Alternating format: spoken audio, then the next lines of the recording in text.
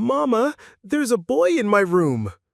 Sarah Martinez jolted awake at 3 a.m., her heart hammering as she processed her 8-year-old daughter's whispered words.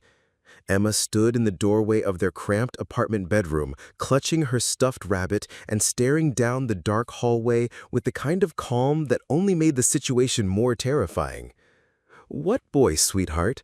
Sarah asked, slipping out of bed and moving toward Emma. "He says his name is James. He's been waiting for us." Emma's voice carried that matter-of-fact tone children use when reporting the impossible. "He wants to know when we're coming home." Sarah's blood went cold.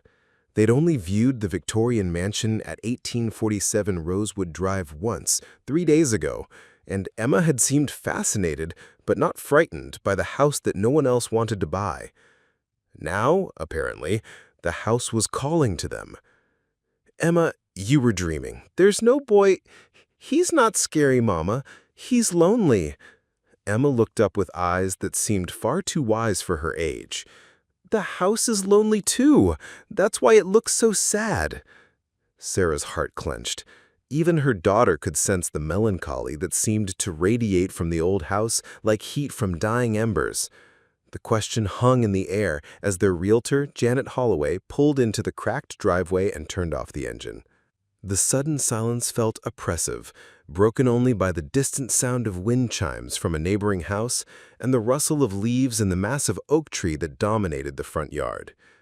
"Well," Janet said with the kind of forced brightness that real estate agents perfect over years of showing less than ideal properties, "here we are, the Blackwood Estate. Built in 1889, fully restored in 1962, and—" she paused, consulting her tablet with unnecessary attention to detail, "available at a very competitive price." "The price seems almost too good to be true," Sarah said carefully, watching Janet's face for tells. "Is there something I should know about the property's history?" Janet's smile flickered for just a moment like a light bulb with loose wiring. "Every old house has its stories, of course. The Blackwood family built this place as their dream home, but—" She cleared her throat, the sound sharp in the enclosed car.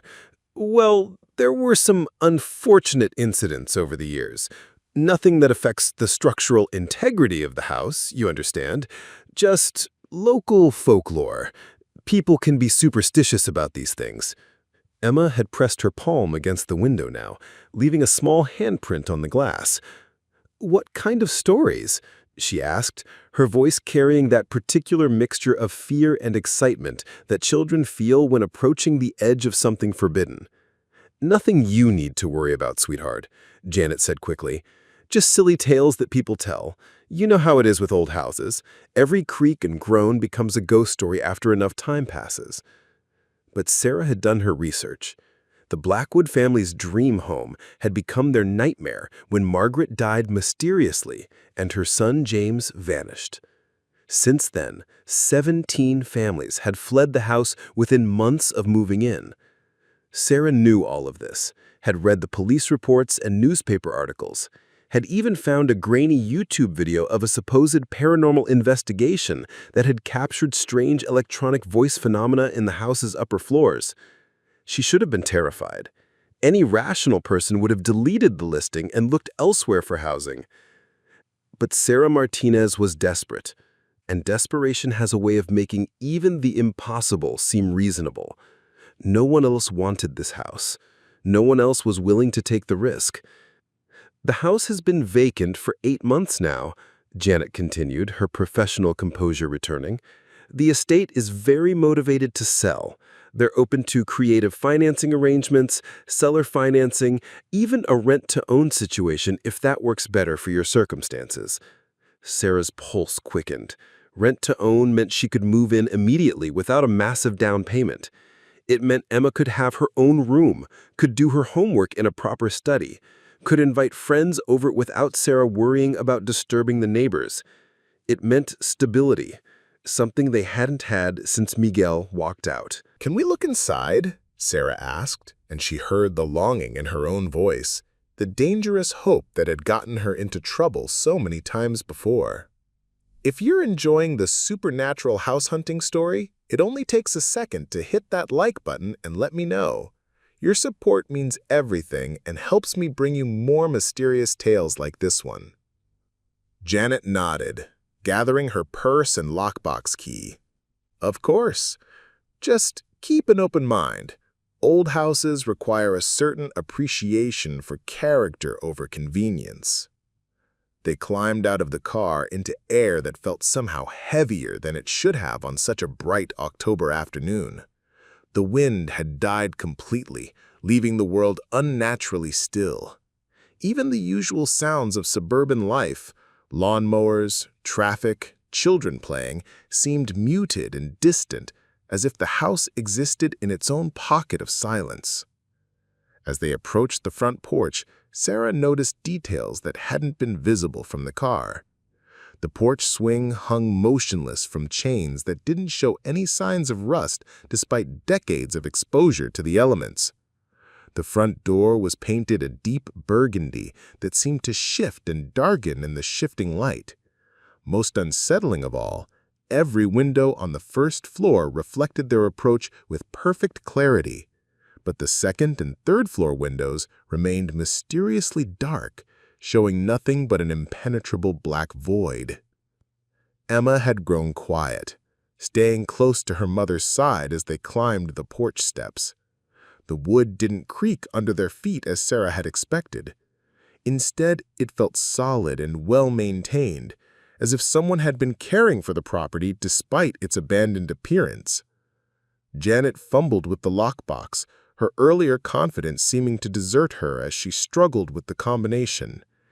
"It sometimes takes a moment," she muttered, her fingers shaking slightly as she worked. "The mechanism gets sticky in the fall weather." Finally, the lock clicked open, and Janet withdrew an ornate brass key that looked like it belonged in a museum rather than a suburban real estate transaction. She slid the key into the front door lock, and Sarah heard the mechanism turn with a sound like a sigh, as if the house itself was releasing a breath it had been holding for months. The door swung open on well-oiled hinges, revealing a foyer that took Sarah's breath away. The ceiling soared 15 feet above their heads, supported by carved wooden beams that showed the craftsmanship of an earlier era. A crystal chandelier hung in the center of the space, its faceted surface catching and refracting the afternoon light into tiny rainbows that danced across the walls. The hardwood floors gleamed despite their age, inlaid with an intricate pattern of darker wood that drew the eye toward a grand staircase that curved gracefully to the upper floors. "Oh my God," Sarah whispered, and immediately felt foolish for being so overwhelmed by the house's beauty. But she couldn't help herself. After years of cramped apartments with water-stained ceilings and broken fixtures, stepping into the Blackwood Estate felt like entering a fairy tale. Emma's grip on her mother's hand tightened.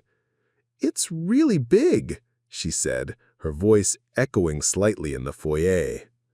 The house has approximately 4,800 square feet of living space, 7 bedrooms, 4 full bathrooms, formal dining room, library, sunroom, and a finished basement. The kitchen has been updated with modern appliances while maintaining the original cabinetry and fixtures. They moved through the house slowly, Janet pointing out original crown molding, built-in bookcases, and period-appropriate light fixtures. Each room seemed to reveal new wonders: a library with floor-to-ceiling bookcases and a rolling ladder, a dining room with a table that could seat 12, a sunroom filled with windows that looked out over the overgrown but still magnificent back garden. But Sarah couldn't shake the feeling they were being watched. Emma seemed less affected by the house's atmosphere, running ahead to explore each new room with the enthusiasm of a child discovering hidden treasure. She lingered longest in what had obviously been designed as a child's bedroom, complete with built-in window seat and walls painted with a faded mural of forest scenes. "This could be your room," Sarah said, joining her daughter by the window seat. The room faced the back garden, where she could see the remains of what had once been an elaborate hedge maze. now overgrown but still hinting at its original geometric patterns. Emma nodded solemnly, running her small hand along the painted wall. "The trees look lonely," she said, tracing the outline of an oak tree in the mural, "like they're waiting for someone to come back." Janet appeared in the doorway, her professional smile looking increasingly strained. "Shall we see the master bedroom? It's quite spectacular. Original fireplace, walk-in closet, and an ensuite bathroom with a clawfoot tub." They climbed to the third floor, their footsteps echoing in the stairwell despite the thick carpeting. The master bedroom occupied nearly a quarter of the top floor, with windows on 3 sides that should have filled the space with natural light. Instead, the room felt subdued, as if the very air was holding back illumination. The 4-poster bed that dominated the space looked like it belonged in a museum, its carved headboard depicting scenes of nature that seemed to shift and change when Sarah wasn't looking directly at them.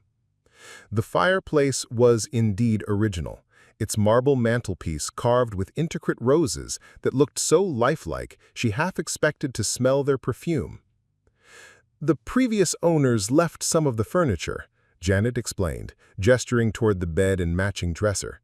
"The estate is willing to include it all in the sale price, given the circumstances."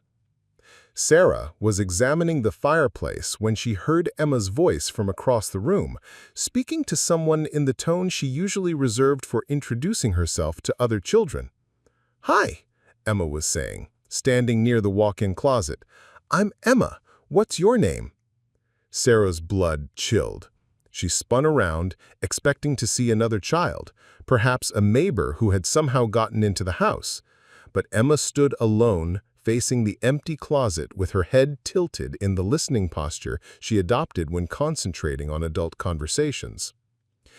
"Emma," Sarah's voice came out sharper than she intended. "Who are you talking to, sweetheart?" Emma turned, looking confused. "The boy. He said his name is James, and he's been waiting for someone to play with." She looked back at the closet, then at her mother with growing uncertainty. "He was right there."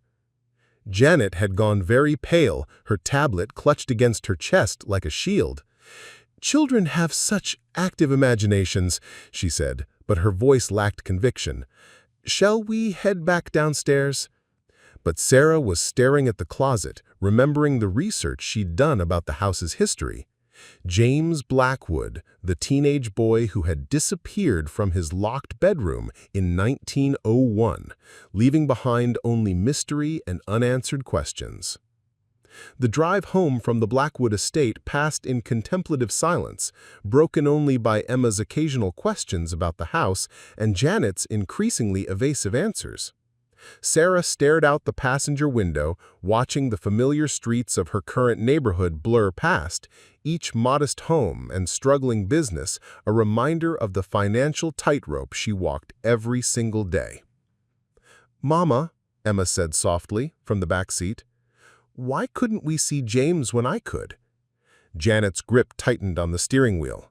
"Sometimes children's eyes see things differently than adults, sweetheart. It's nothing to worry about." But Sarah was worried. Not about ghosts or supernatural phenomena. She had bigger, more tangible fears occupying her mind. The rent notice tucked in her purse felt like it was burning through the leather, a crisp white envelope containing her landlord's latest ultimatum. 60 days to accept the new rental rate or find somewhere else to live. The new rate would consume nearly 70% of her take-home pay, leaving barely enough for food, utilities, and Emma's school supplies. She pulled out her phone and opened her banking app, though she knew the numbers by heart. Checking account, $347.82. Savings, $23.15. Credit cards, maxed out and accumulating interest she couldn't afford to pay. The mathematical reality of her situation was brutally simple. She couldn't stay where they were, and she couldn't afford to go anywhere else. Except for the Blackwood Estate. The house that nobody wanted, offered at a price that seemed too good to be true. Because it probably was. "I'll need some time to think about this," Sarah told Janet as they pulled up to her apartment complex. "It's a big decision." "Of course," Janet replied, though Sarah caught the disappointment in her voice. "Just don't take too long. Properties like this, even with their unique characteristics, don't stay on the market forever." Sarah almost laughed at the irony. The house had been empty for 8 months, had changed hands 17 times in over a century, and had driven away every family brave enough to try living there. But Janet was right. Sarah's desperation made her different from other potential buyers. She wasn't looking for a dream home, she was looking for survival.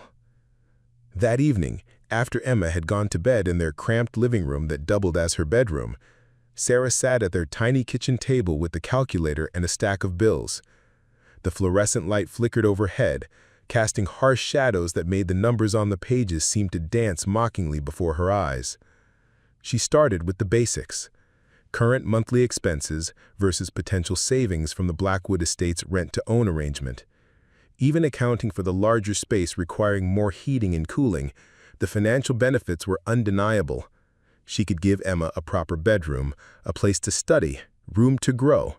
The school district was excellent, far better than the overcrowded, underfunded schools in their current neighborhood. But every time she started to convince herself, Emma's voice echoed in her memory. "The boy.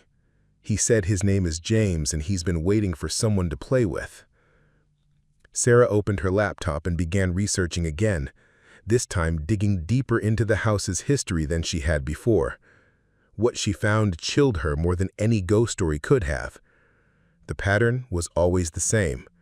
Families would move in with hope and determination, drawn by the house's beauty and reasonable price. Within weeks, reports would emerge of strange occurrences: children speaking to invisible friends, adults experiencing vivid dreams that felt more real than waking life, household items moving from room to room with no explanation, the temperature in certain rooms dropping by 20 degrees without apparent cause. But it was the psychological effects that truly disturbed Sarah. Every family that had lived in the house for more than a month reported changes in behavior and mood. Depression, anxiety, paranoia, symptoms that doctors couldn't adequately explain and medications couldn't fully treat. Children became withdrawn or, conversely, began acting out with unprecedented aggression. Marriages strained under the weight of sleepless nights and unexplained fears. The Henderson family, the most recent occupants, had documented their experience in excruciating detail on social media before abruptly deleting all their accounts and disappearing from public view. Sarah found cached versions of their posts on archive sites, reading with growing unease about Mrs. Henderson's increasingly erratic behavior and her husband's desperate attempts to rationalize what was happening to his family. Day 12 found all the kitchen knives arranged in a perfect circle on on the dining room table this morning. Neither of us remembers putting them there. Day 18, the house feels different at night, like it's breathing. I know how crazy that sounds, but I swear I can feel the walls expanding and contracting when I lie in bed. Day 23. Sarah woke up speaking in a child's voice again. She doesn't remember any of it, but I recorded it this time. She was asking for her mother, saying she couldn't find her way home. The voice, it didn't sound like Sarah at all. Day 31. We're leaving. I don't care about the money we've invested or the lease we signed. Something is wrong with this house, and it's making something wrong with us. Sarah closed the laptop with shaking hands. Every rational part of her mind screamed that moving into the Blackwood Estate would be a catastrophic mistake. But rationality was a luxury she couldn't afford. The next morning brought fresh reminders of her impossible situation. Emma's teacher called to discuss upcoming field trips and extracurricular activities, each requiring fees that Sarah couldn't spare. Her supervisor at the community center mentioned budget cuts and potential layoffs. The pharmacy called to remind her that Emma's prescription was ready for pickup, $28 she didn't have for medication her daughter needed. During her lunch break, Sarah found herself calling Janet. "I want to see the house again," she said, without preamble. "Tonight, if possible, after dark." Janet's silence stretched long enough that Sarah wondered if the call had dropped. Finally, the realtor cleared her throat. "May I ask why you want to see it at night specifically? If I'm going to live there, I need to know what I'm dealing with. All of it." Another pause.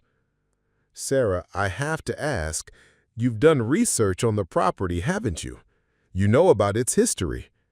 "I know about all of it. The disappearances, the unexplained incidents, the families who fled in the middle of the night.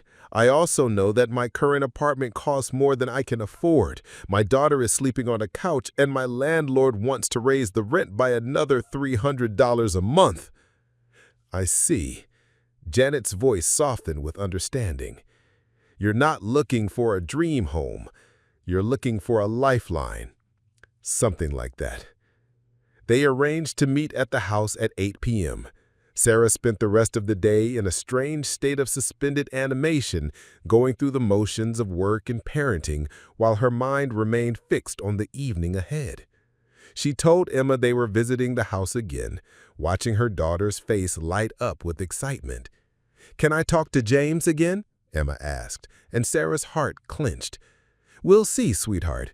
Remember, though, if there are people in the house who lived there a long time ago, we need to be respectful. They might be confused or sad about changes in their home." Emma nodded solemnly. "Like when we had to move out of the blue house and I was sad about leaving my room?" "Exactly like that." You remind me of myself 20 years ago. Single mother, limited options, willing to take risks that other people wouldn't consider. Janet turned off her engine and gathered her purse and keys. Sometimes risks pay off. Sometimes they don't. But not taking any risks at all is the biggest risk of all. They approached the house together. Emma walking between the two women and staring up at the imposing structure with obvious fascination. Sarah wanted to run, wanted to grab Emma and flee from this impossible situation. But her daughter's happiness held her frozen in place. Emma was glowing with the kind of pure joy that had become increasingly rare in their difficult circumstances. "James," Emma said, with the gravity of a child making important introductions. "This is my mama, Sarah. We might come live in your house." The boy, the ghost, Sarah's mind insisted, though the word felt inadequate, stood and offered a polite bow that belonged to another century. "It would be our honor to have you as residents, Mrs. Martinez. This house has been lonely for quite some time." "Our honor?" Sarah managed to ask, her voice hoarse with shock. James gestured around the room, and Sarah became aware of other presences, translucent figures that became more solid as her eyes adjusted. An elderly woman in Victorian dress standing by the window. A middle-aged man reading in a chair by the fireplace. A young woman in 1920s fashion arranging flowers in a vase that hadn't been there moments before. "The Blackwood family," James explained. "We've been waiting for the right people to share our home with, people who would appreciate it, care for it, understand that houses are meant to be filled with love and laughter." Janet had pressed herself against the doorframe, her face white with terror. "This isn't real. This can't be real." But Emma was already deep in conversation with James about his book collection, and Sarah found her initial fear giving way to something else, a strange sense of belonging, as if she had finally found the place where she and her daughter were meant to be. The elderly woman by the window turned and smiled at Sarah with grandmotherly warmth. "You're struggling, dear," she said, her voice gentle and understanding. "We can see it in your eyes, the weight you're carrying. This house has always been a refuge for those who need shelter from life's storms." "I don't understand what's happening," Sarah admitted. though she found herself speaking to these impossible figures as naturally as if they were living neighbors. The living world has become harder since our time. We've watched families come and go, seen how they struggle with forces we never had to face. But you're different. You and your daughter have something the others lacked. What's that? Acceptance, James said simply. You're not trying to change us or drive us away. You're not afraid of sharing space with those who came before. Emma had settled into a reading chair that was exactly her size, a book open in her lap while James pointed out illustrations. The scene was so natural, so peaceful, that Sarah felt her last reservations crumbling. The other families who lived here, Sarah said, the ones who left. They tried to make the house into something it isn't. They wanted to erase our presence, to live here as if we had never existed. The house resisted such treatment. But if we stayed, if we respected your presence, then you would find this house to be exactly what you need, a safe haven, a place where your daughter can grow and flourish, where you can build the life you've always wanted for her. Sarah looked around the room at the impossible scene of her daughter reading companionably with a boy who had died before her great-great-grandmother was born, and realized that her decision had already been made, not because she had no other choice, but because this felt right in a way that nothing in her life had felt right for years. There would be rules, she said, addressing the gathered spirits. Emma has school, activities. We'd need privacy sometimes, normal family time. James nodded seriously. Of course, we understand the needs of the living. We would be roommates, sharing the space respectfully. And the house's reputation, the things that happened to other families, would cease to be a problem, the elderly woman assured her. The house protects those who belong here. You and Emma belong here, Sarah. We've been waiting for you. Janet had managed to find her voice again. Sarah, you can't seriously be considering this. They're ghosts, Sarah finished. I know. 3 months ago, I would have run screaming.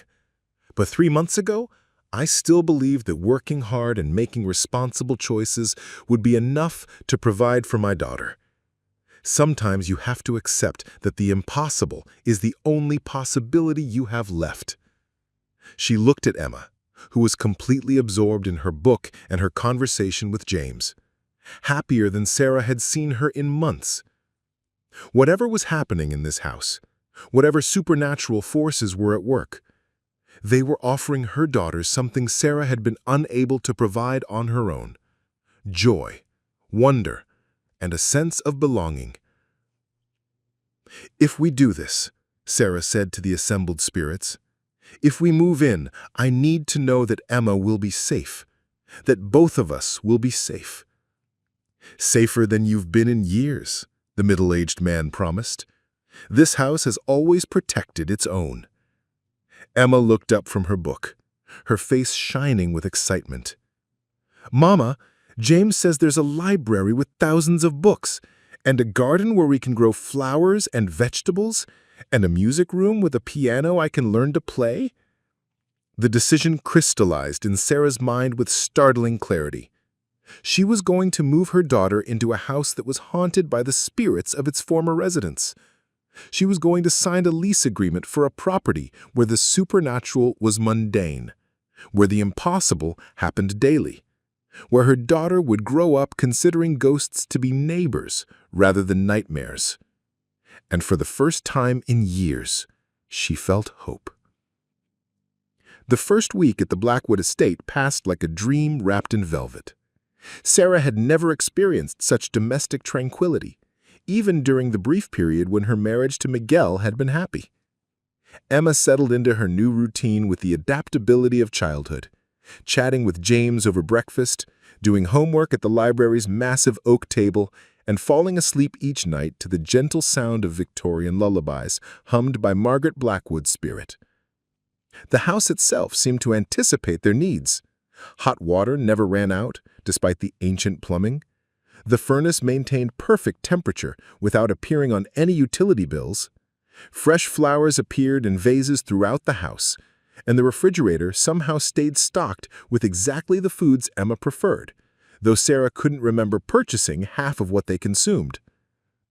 "It's like living in a fairy tale," Emma confided to her mother on their 7th morning, as she helped James feed the birds that gathered on the windowsill of his 3rd-floor bedroom. Sarah smiled, watching her daughter interact with the boy who had died over a century ago as naturally as if he were any neighborhood friend. The other Blackwood spirits had been equally welcoming, Margaret offering cooking tips and gentle motherly guidance, Charles sharing fascinating stories about the house's construction and the neighborhood's history, and Catherine teaching Emma to waltz in the ballroom that sparkled to life each evening at twilight. But on the 8th day, Sarah began to notice changes. It started small, a photograph on her nightstand that faced a different direction each morning, despite her certainty that she hadn't moved it. Books in the library rearranged themselves according to some system she couldn't decipher. The temperature in certain rooms shifted without warning, dropping from comfortable to frigid in the span of heartbeats. More disturbing were the sounds, not the gentle footsteps and whispered conversations she had grown accustomed to, but new noises that seemed to come from within the walls themselves. Scratching, as if something with claws was trying to escape from behind the plaster. Distant weeping that echoed through the house at 3 a.m., too mournful to belong to any of the Blackwood family members she had met. When she mentioned these changes to Margaret during their morning coffee ritual, the elderly spirit's face creased with worry. "The house is waking up," Margaret said, her translucent fingers worrying the lace trim of her dress. "We had hoped, but perhaps it was too much to expect." "What do you mean, waking up?" Margaret glanced toward the staircase, as if ensuring they wouldn't be overheard. "Dear, the Blackwood family are not the only spirits in this house. We are simply the strongest, the most coherent. But there are others, older and less civilized. They have been sleeping for decades, held in check by our presence and the house's emptiness." Sarah's coffee cup rattled against its saucer as her hands began to tremble. "What kind of others?" "The house itself has absorbed the emotional residue of everyone who has ever lived here. Joy, sorrow, anger, despair, all of it seeps into the wood and stone over time. Most of the emotions are benign, even beneficial, but some," Margaret's voice dropped to barely above a whisper, "some are hungry, and the presence of the living, especially a child as sensitive as Emma, has begun to stir them." That afternoon, while Emma was at school and Sarah was working remotely from the library, she heard her daughter's voice coming from the kitchen, clear, unmistakable, chatting animatedly with someone about her day. But Emma wouldn't be home for another 2 hours. Sarah crept toward the kitchen, her heart hammering against her ribs. The voice continued, discussing a math test and a disagreement with a classmate. But as she drew closer, she realized the tone was wrong. The cadence was Emma's, but the vocabulary was more sophisticated, and the pronunciation carrying traces of an accent that didn't belong to any region Sarah could identify.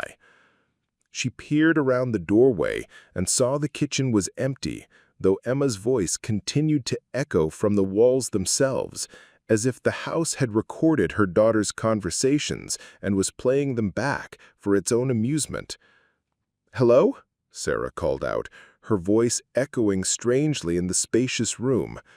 The voice stopped immediately, leaving behind a silence so profound that Sarah could hear her own pulse throbbing in her ears.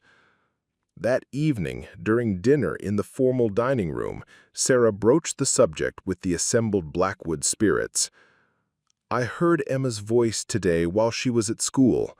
The house was talking in her voice. The temperature in the room dropped noticeably. Charles set down his fork, though Sarah had never seen him actually eat anything, and exchanged glances with his wife. "It's beginning," he said heavily. "We had hoped that your acceptance of our presence would be enough, but the house has developed its own appetites." James, who had been showing Emma card tricks with a deck that materialized and vanished at will, looked up with concern. "What does that mean? For Emma? For both of them?" "The house is learning to mimic the living. It wants to experience life again, to taste the emotions and sensations it has been denied. Usually it drives families away before this stage, but Sarah and Emma's acceptance has allowed it to grow bolder." Emma looked between the adults, living and dead, with the keen perception of a child who senses undercurrents she doesn't fully understand. "Are we in danger?" Catherine, the youngest of the Blackwood spirits, leaned forward with fierce protectiveness. "Not while we remain, but the house will test boundaries, try to see how much it can take without losing you. We must be vigilant." Over the following days, the tests escalated. Sarah would find Emma's homework completed in handwriting that wasn't quite her daughter's, close enough to fool a casual observer, but with subtle differences in letter formation and spacing. Toys moved from room to room, sometimes appearing in places Emma insisted she had never left them. Most unsettling of all, Emma began having conversations with people Sarah couldn't see, people the Blackwood family claimed weren't among their number. "Who is the lady with the sad eyes?" Emma asked one morning, pointing toward the corner of the breakfast nook where Sarah saw only empty space. "What lady, sweetheart?" "She stands there every morning and watches us eat. She looks hungry, but when I offer her food, she just shakes her head and cries." Marguerite's cup and saucer clattered to the table. "Emma, dear, can you describe this lady for me?" Emma tilted her head, studying the empty corner with serious concentration. "She's wearing a white dress that looks like a nightgown, and her hair is very long and dark. She has marks on her neck, like she's been sick. She keeps trying to tell me something, but I can't understand the words." The Blackwood spirits exchanged alarmed looks. Charles rose from his chair and walked to the corner Emma had indicated, his expression grave. "Eleanor," he said softly. "We haven't seen her in 50 years." "Who is Eleanor?" Sarah asked, though she wasn't certain she wanted to know the answer. "Eleanor Whitmore," Marguerite replied. "She lived in this house in 1923, newly married to a man who was not kind to her. She died here, in that very corner, and her spirit has never been at peace.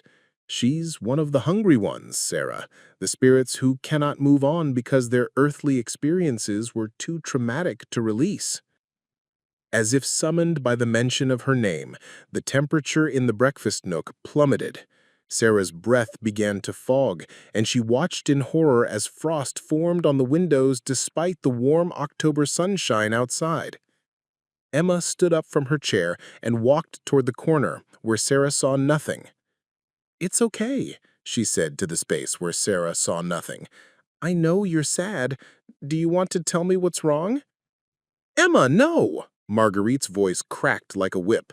"Don't invite her to communicate. Some spirits—" But it was too late. The air in the corner began to shimmer, and gradually a figure began to take shape. Sarah found herself looking at a young woman in her early 20s, beautiful despite the obvious marks of violence on her throat and the hollow desperation in her eyes. Eleanor Whitmore had been dead for over a century, but her anguish was as fresh as if she had died moments ago. When Eleanor spoke, her voice was like wind through broken glass. "He's coming back," she whispered, her gaze fixed on Emma with desperate intensity. "He always comes back when there's a child in the house. You have to protect her. You have to—" The spirit's form flickered and vanished, but the chill in the air remained. Emma stood in the corner where Eleanor had appeared, her small hand pressed against the wall. "She's scared," Emma said quietly. "She's scared of a man who hurt her, and she thinks he might hurt me too." Sarah swept her daughter into her arms, carrying her away from the corner and the lingering cold. "James, Marguerite, what is Eleanor talking about? Who's coming back?" The silence that followed was more terrifying than any supernatural manifestation. Finally, Charles spoke, his voice heavy with reluctance. "Eleanor's husband, Thomas Whitmore. He killed her in a jealous rage, then took his own life in the basement. His spirit is not like ours, Sarah. We died peacefully, surrounded by love and the comfort of family. Thomas died consumed by rage and guilt, and those emotions have poisoned his essence. He emerges only when there are children in the house, drawn by their innocence like a moth to flame. But why hasn't he appeared before now?" "Because no family has stayed long enough," Margaret said. "He needs time to gather strength, to feed on the negative emotions that accumulate in a household. Arguments, stress, fear. They nourish dark spirits like Thomas. But you and Emma have been so happy here, so peaceful, that he's been unable to manifest." "Until now," Catherine added grimly. "Eleanor's appearance means the balance is shifting. The house is awakening older, hungrier presences." That night, Sarah lay awake in the master bedroom, listening to the sounds of the house settling around her. But these weren't the comfortable creaks and sighs she had grown accustomed to. These were new sounds, deliberate footsteps in the hallway outside her door, the soft scratch of fingernails against wood, and underneath it all, a low humming that seemed to come from the very foundations of the house. At 2:17 a.m., Emma's scream shattered the silence. Sarah bolted upright and ran toward her daughter's room, but the hallway had changed. What should have been a straight path to Emma's bedroom had become a maze of corridors that twisted back on themselves, leading to rooms that shouldn't exist. Doors that had been closed stood open, revealing glimpses of scenes from the house's past: a Victorian Christmas celebration, a 1920s cocktail party, a 1950s family dinner. But in each scene, shadows moved wrong, and the people wore expressions of terror rather than joy. Emma's screams grew louder, more desperate, but Sarah couldn't find her daughter's room no matter which direction she ran. The hallway stretched endlessly in all directions, and behind her, she could hear something following. Heavy footsteps that didn't quite match the rhythm of human walking. "James!" Sarah shouted, hoping the boy's spirit could hear her. "Margaret, help me!" The Blackwood spirits materialized around her, their usually gentle faces etched with grim determination. James took her hand, his ghostly touch somehow solid and reassuring. "This way," he said, leading her through a door that opened onto a staircase she'd never seen before. "The house is trying to confuse you, to separate you from Emma. Thomas feeds on parental fear." They ran up the stairs together, the adult spirits flanking Sarah like bodyguards. With each step, the house's true nature became more apparent. The walls pulsed like living tissue, and the floorboards beneath their feet felt soft and yielding, as if they were running through the digestive tract of some enormous creature. Emma's bedroom door stood at the end of another impossible hallway, and through it she could hear her daughter sobbing. But when they reached the door, it wouldn't open. The handle turned, but the door remained sealed, as if the wood had fused with the frame. "Let me in!" Sarah pounded on the door with both fists.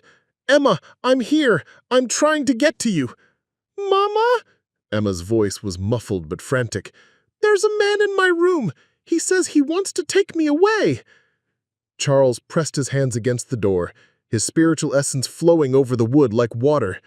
"The lock isn't physical. Thomas has bound the door with will alone. We need to break his concentration." "How?" Margaret stepped forward, her elderly face set with fierce maternal resolve. "We confront him directly. But Sarah, you must understand, once we do this, there will be no hiding from what this house truly is. The peaceful coexistence we've enjoyed will be over.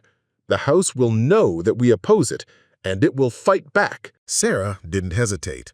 I don't care what happens to me. Just let me get to my daughter." The Blackwood spirits joined hands around her, their combined essence creating a circle of light that pushed back the darkness seeping from the walls. Together, they walked through the door as if it were made of mist. Emma's bedroom had been transformed into something from a nightmare. The cheerful yellow walls had turned the color of dried blood, and the windows showed not the familiar back garden, but a view of a cemetery under a starless sky. Emma huddled in the center of her bed, clutching her stuffed rabbit while a figure loomed over her. Thomas Whitmore was everything Charles had suggested and worse. Where the Blackwood spirits maintained some semblance of their living appearance, Thomas was a creature of pure malevolence, his form shifting and writhing like smoke given terrible purpose. His face was a void filled with burning red eyes, and when he spoke, his voice was the sound of breaking glass and screaming wind. "She will come with me," Thomas said, reaching toward Emma with hands that ended in claws. "Children belong with the dead in this house. She will learn to serve as they all do eventually." "No!" Sarah lunged forward, but her hands passed through Thomas's form harmlessly. "Get away from her!" Thomas turned toward Sarah, and she saw her own death reflected in his burning eyes. "You brought her here willingly. You offered her to the house like a sacrifice. Now accept the consequences of your desperation." But James stepped between Thomas and Emma, his young face blazing with protective fury. "This is our house," he said, his boy's voice carrying the authority of generations. "We are the guardians here, not you. You have no claim on this child." "I have every claim." Thomas's form expanded, filling the room with shadows that pressed against the walls like living things. "I died in this house. My blood soaked into these floors. My rage feeds the very foundation." Margaret moved to stand beside her son, then Catherine, then Charles. The Blackwood family faced Thomas as a united front, their combined will creating a barrier of light that held the dark spirit back from Emma's bed. "You died in hatred and violence," Margaret said, her gentle voice carrying steel. "We died in love and peace. Love is stronger than hate, Thomas. It always has been." The battle that followed was unlike anything Sarah could have imagined. It was fought not with weapons or physical force, but with pure will and emotion. The Blackwood spirits poured their love for the house, their protective instincts, and their commitment to peace into a radiant shield that pushed against Thomas's darkness. But Thomas fought back with a century of accumulated rage, drawing power from every moment of violence and despair that had ever occurred within the house's walls. The room shook as if caught in an earthquake. Furniture flew through the air, shattering against the walls. The windows exploded outward, letting in a howling wind that carried the voices of all the tortured spirits Thomas had consumed over the decades. Emma's voice rose above the chaos, clear and strong. "Stop it! You're hurting everyone!" To Sarah's amazement, Thomas paused in his assault, his burning gaze fixed on her daughter. Emma had climbed out of bed and stood facing the malevolent spirit without fear, her small hands on her hips in a gesture of pure childhood indignation. "You're being mean to my friends," Emma continued, her voice carrying the moral authority that only children possess. "James and Margaret and Catherine and Charles are nice. They take care of me and Mama. But you're just scary and mean, and I don't like you." Thomas's form wavered, as if Emma's simple words had struck him more powerfully than all the Blackwood spirits' combined efforts. "You can't have my mama, and you can't have me," Emma said firmly. "This is our house now, and we share it with our friends. If you can't be nice, then you have to leave." For a moment, Sarah thought Emma's innocent courage had won the day. Thomas's form began to fade, his howling rage diminishing to a whimper. But then his eyes blazed brighter than before, and he laughed with the sound of breaking bones. "Foolish child," he snarled, "your innocence only makes you more precious. When I am finished with you, you will understand that niceness is a luxury the dead cannot afford." He lunged toward Emma with claws extended, but Sarah was faster. Maternal instinct overrode supernatural terror, and she threw herself between her daughter and the attacking spirit. Thomas's claws raked across her chest, and she felt a cold that burned worse than fire spreading through her body. But even as Thomas's darkness began to seep into her soul, Sarah felt something else, a warmth that began in her heart and spread outward like sunlight breaking through storm clouds. The love she felt for Emma, the gratitude she felt toward the Blackwood spirits, the hope she had found in this impossible house, all of it combined into a force more powerful than Thomas's century of hate. The dark spirit recoiled as if struck, his form beginning to dissolve at the edges. What is this? Love, Sarah said simply, her voice growing stronger as Thomas grew weaker. The one thing you never learned, the one thing you can never understand or destroy. Margaret stepped forward, her elderly face radiant with joy. Yes, dear, love is what makes this house a home. Love is what protects those within its walls. And love is what will finally put Thomas to rest. The combined love of the living and the dead, Sarah's fierce maternal devotion, Emma's innocent trust, the Blackwood family's protective care, crashed over Thomas like a tidal wave. His screams of rage transformed into sobs of anguish, and finally, into something Sarah never expected to hear from such a malevolent spirit, a plea for forgiveness. "I didn't mean." Thomas's voice was barely a whisper now, his form so translucent that the moonlight passed through him. Catherine approached the fading spirit with compassion in her eyes. "Eleanor forgave you long ago, Thomas. She told us so herself. It's time to forgive yourself and find peace." As Thomas's spirit finally dissolved into sparkling motes of light that drifted away through the broken windows, the house began to return to normal. The walls resumed their cheerful yellow color, the furniture settled back into place, and the view from the windows showed the familiar garden once again. Emma ran to her mother, throwing her small arms around Sarah's waist. "Mama, you were so brave. You protected me from the scary man." Sarah held her daughter close, feeling the scratches on her chest already beginning to heal. "We protected each other, sweetheart, and our friends protected both of us." James approached them, his young face serious but relieved. "The house is quiet again. Thomas was the strongest of the dark spirits. With him gone, the others will sleep peacefully." But Margaret looked troubled. "I'm afraid it's not that simple," she said. "Thomas's manifestation has awakened something else, something we never knew existed in this house. Sarah, dear, when you threw yourself between Emma and Thomas, when you were willing to sacrifice yourself for your daughter, the house saw something it had never seen before. What do you mean?" Margaret walked to the window and gazed out at the garden, where the first light of dawn was beginning to touch the overgrown hedges. Pure, selfless love, the kind of love that builds rather than destroys, that protects rather than possesses.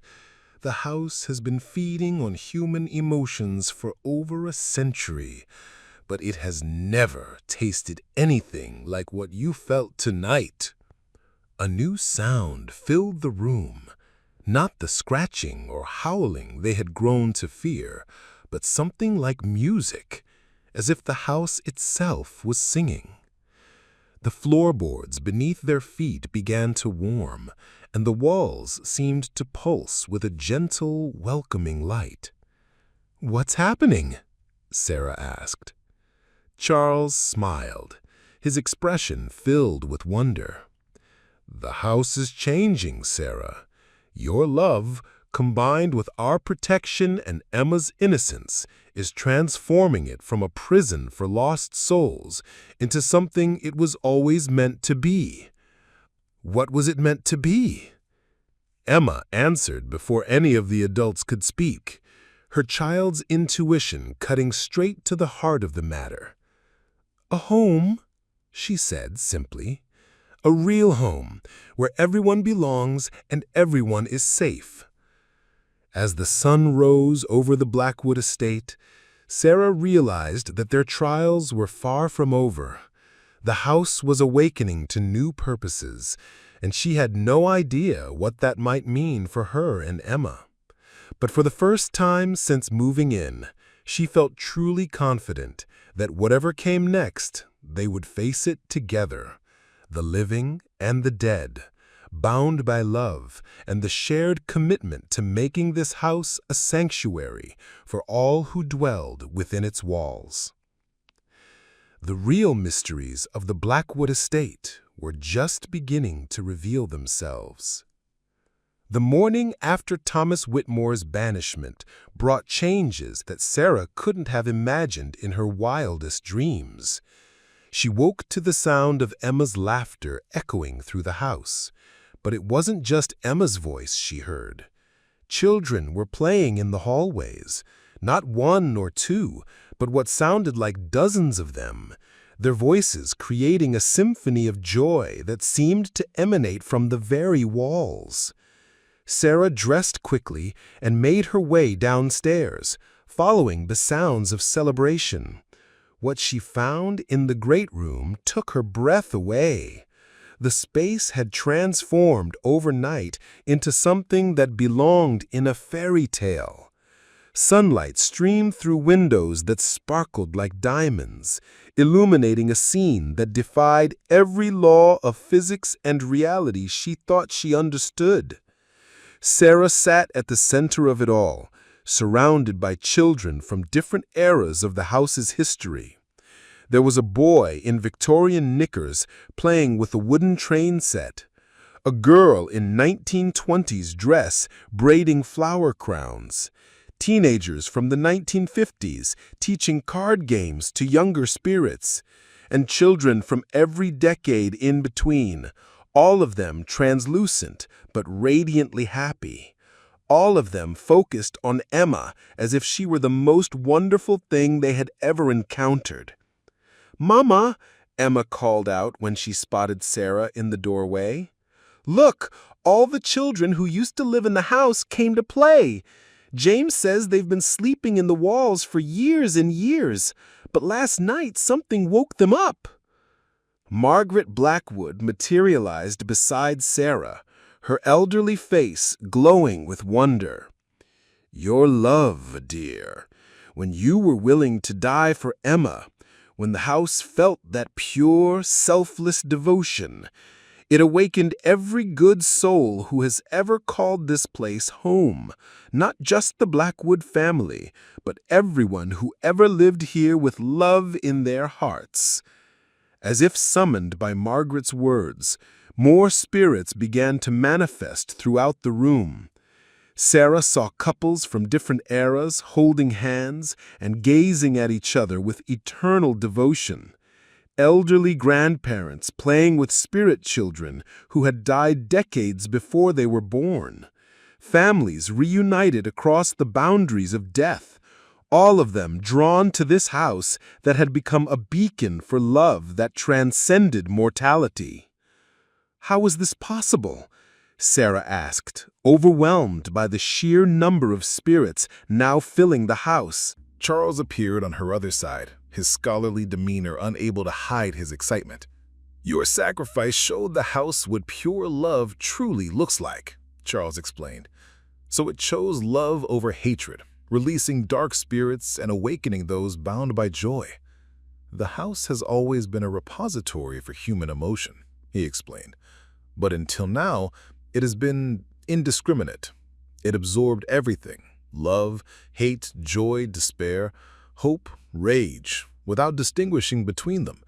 Your sacrifice last night, your willingness to die for Emma, showed the house what pure love truly looks like.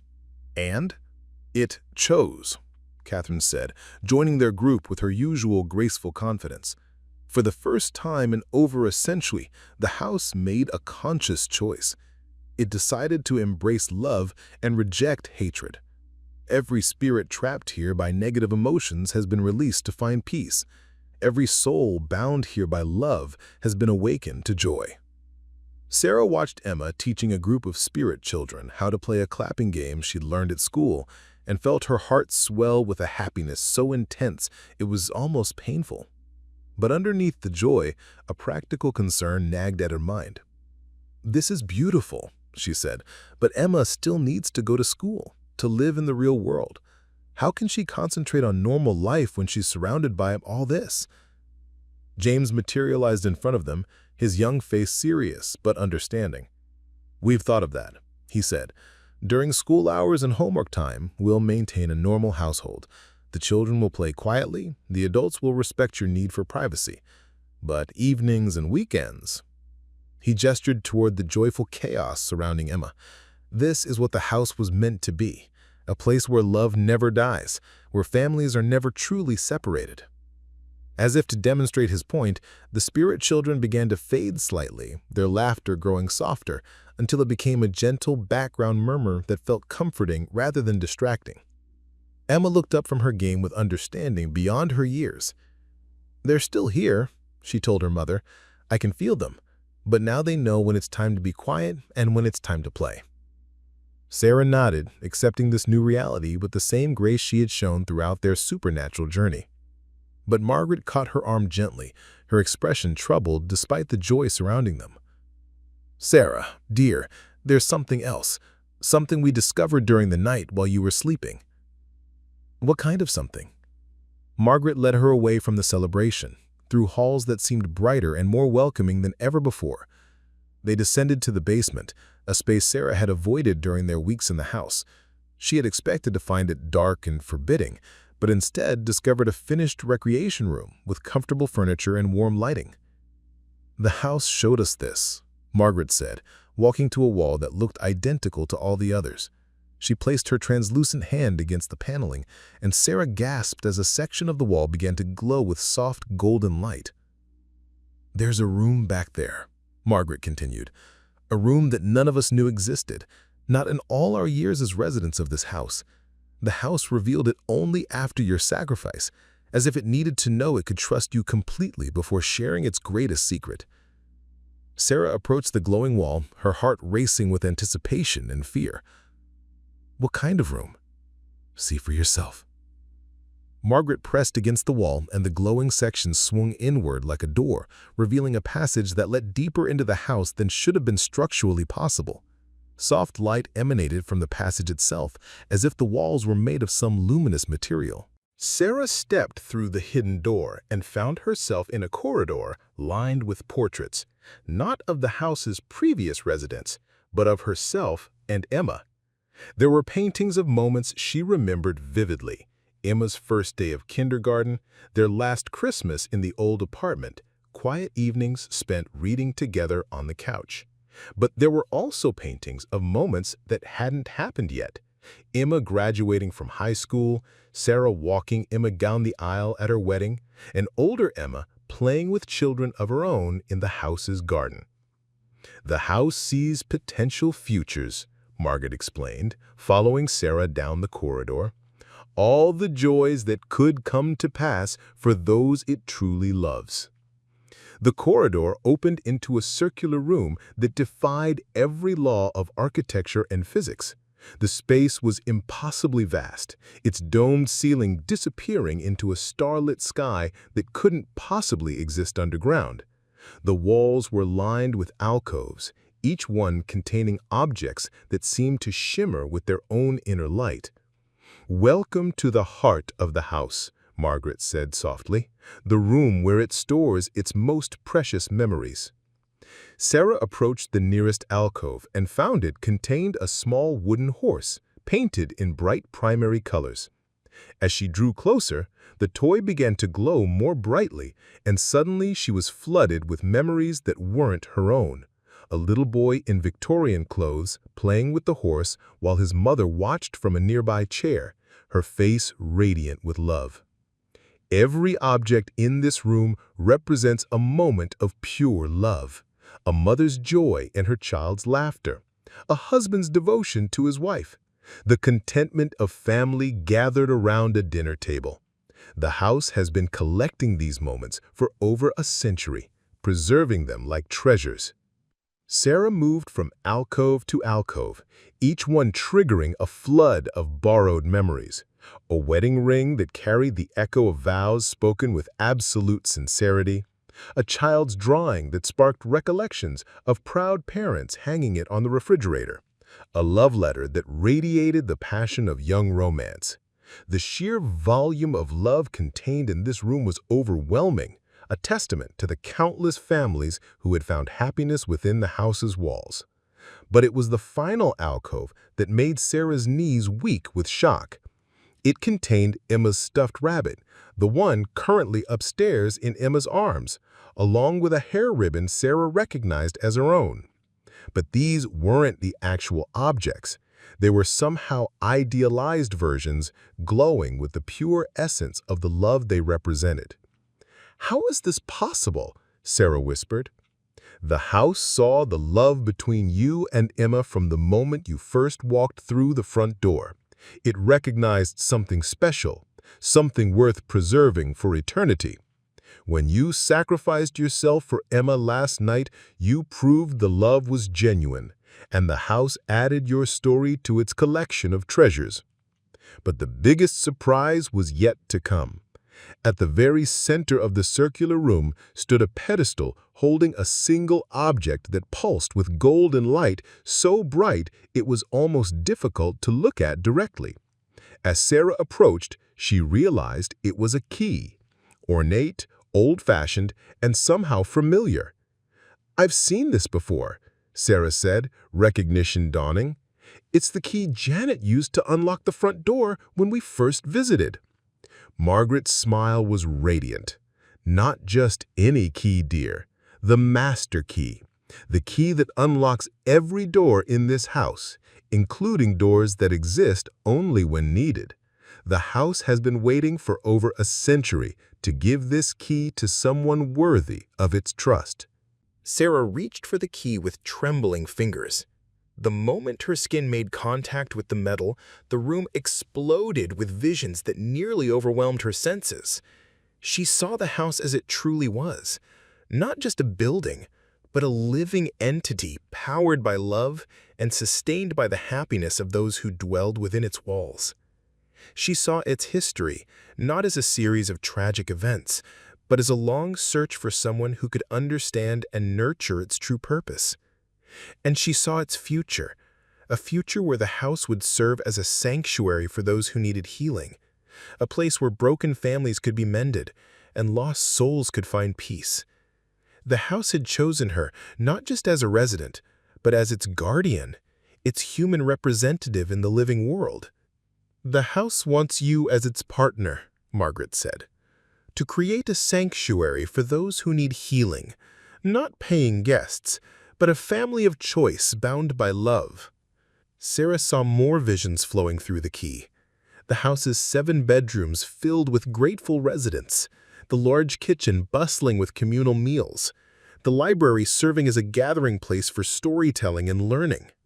She saw Emma growing up surrounded not just by the spirit children, but by living mentors and friends who would help shape her into the remarkable woman she was destined to become.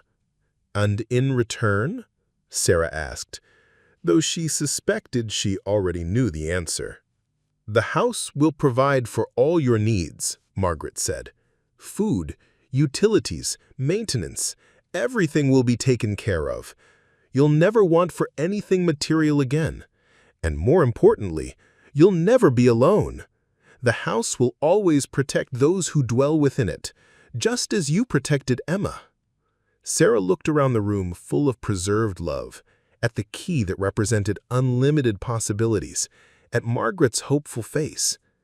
The practical part of her mind whispered warnings about the impossibility of such an arrangement, but her heart recognized the truth of what the house was offering. What about Emma's education, her social development? She can't grow up completely isolated from the normal world. "The house has connections you can't imagine," Margaret assured her. "The right schools will offer scholarships. The right opportunities will present themselves. Emma will have the best of both worlds, the supernatural wonder of this house, and full participation in human society." As if summoned by their conversation, Emma appeared at the entrance to the heart room, her eyes wide with wonder as she took in the impossible space. "Wow," she breathed, then ran directly to Sarah. "Mama, the house showed me the most amazing things. It wants us to help other people feel as happy as we do. Can we do that? Can we help make other families?" Sarah knelt down to her daughter's level, still holding the master key that pulsed with warm light. "Would you like that, sweetheart?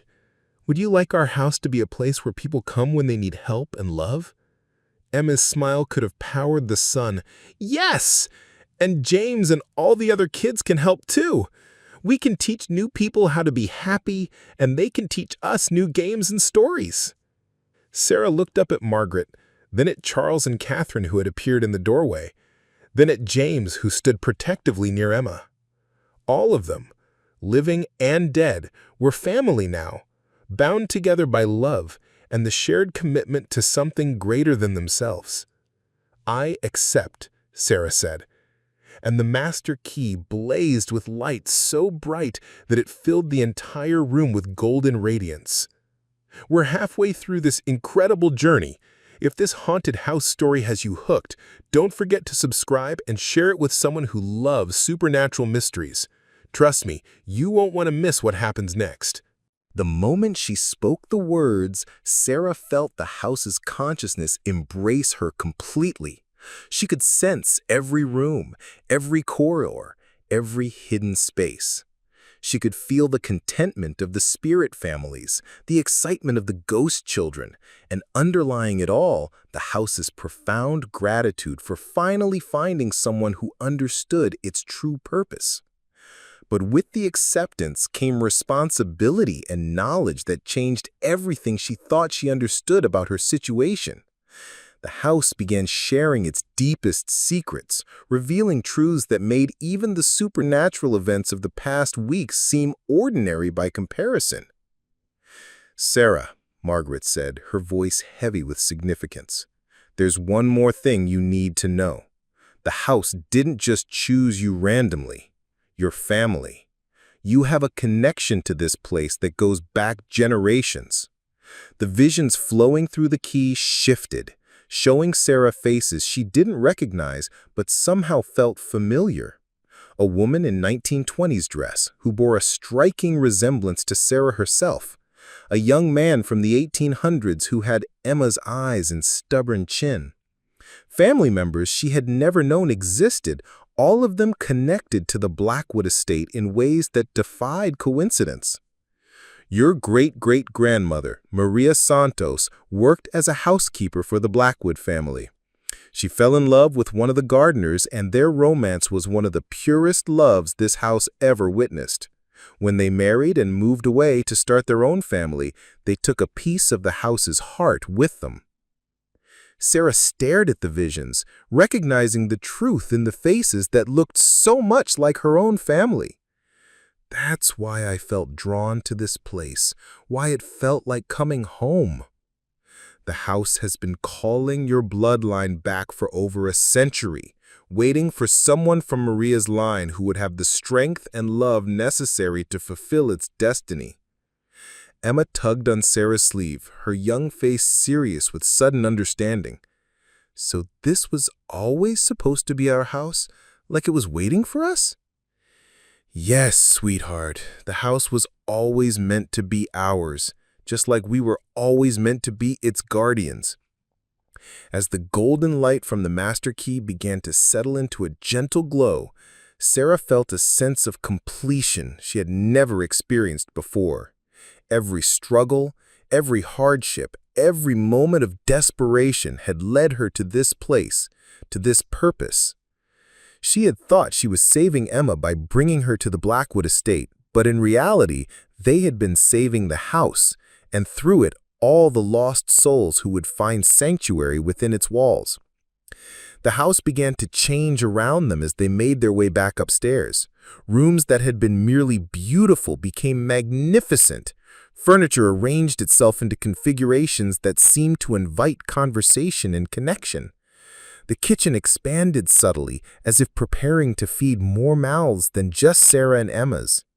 Most remarkably, a new sound began to emerge from the walls themselves, not the scratching or moaning that had marked the presence of tormented spirits, but something like a heartbeat. The house was fully alive now, its consciousness awakened by love and ready to begin its true work as a haven for those who needed healing. "When will the others start arriving?" Sarah asked as they emerged into the great room where the spirit children were still playing quietly with Emma's toys. Margaret smiled mysteriously. "Sooner than you think, dear. The house has ways of drawing those who need it most. By tomorrow, I suspect you'll have your first living guest." That evening, as Sarah tucked Emma into bed in her cheerful yellow room, her daughter looked up with eyes that held wisdom far beyond her years. "Mama," Emma said softly, "are you scared about what's going to happen?" Sarah considered the question seriously. Fear seemed like the natural response to committing her life to something so far outside normal human experience. But as she looked around the room that had become their sanctuary, felt the gentle presence of the spirit families who had welcomed them so completely, and held the master key that still pulsed warmly in her hand, she realized fear was the furthest thing from her mind. "No, sweetheart," she said, kissing Emma's forehead. "I'm not scared at all. I'm excited. We're going to help build something beautiful here, something that will make a difference in people's lives." Emma smiled sleepily. "Good. James says tomorrow is going to be the best day ever." As Sarah turned off the lights and made her way to the master bedroom, she reflected on how dramatically her life had changed in just a few weeks. She had come to the Blackwood Estate as a desperate single mother with no options left. Now she was the guardian of a house that defied every law of reality, the adoptive mother of dozens of spirit children, and the keeper of a love so powerful it could transform the very fabric of existence. The master key in her hand pulsed once more, and Sarah felt the house settling around her like a protective embrace. Tomorrow would bring new challenges, new residents to welcome, new opportunities to heal and be healed. But tonight, she was simply a mother whose daughter was safe, warm, and surrounded by more love than any child had ever known. It was more than enough. It was everything. Margaret had been right about the timing. The next morning brought their first living guest in the form of David Chen, a widowed father of twin 8-year-old boys who appeared at their front door with nothing but a battered suitcase and eyes that held the kind of grief Sarah recognized from her own darkest moments. "I'm sorry to bother you," he said when Sarah opened the door, his voice hoarse with exhaustion. "I know this sounds crazy, but I had the most vivid dream about this house. I felt called here, like someone was telling me that this was where I needed to be." Behind him, two identical boys with solemn faces and hollow eyes clung to each other's hands. Sarah's heart broke looking at them, recognizing the particular devastation that comes from losing a parent too young. "You're not bothering us at all," Sarah said, stepping aside to welcome them in. "I'm Sarah, and this is my daughter Emma. We've been expecting you." David's eyes widened in confusion. "But you expected me? But I didn't call ahead. I didn't even know I was coming here until I woke up this morning with your address burned into my mind." Emma appeared at Sarah's elbow, having been alerted by the spirit children that new friends were arriving. She smiled at the twin boys with the uncomplicated warmth of childhood. "Hi, I'm Emma. Do you want to see my room? I have lots of books and games." For the first time since their arrival, the twins showed signs of interest.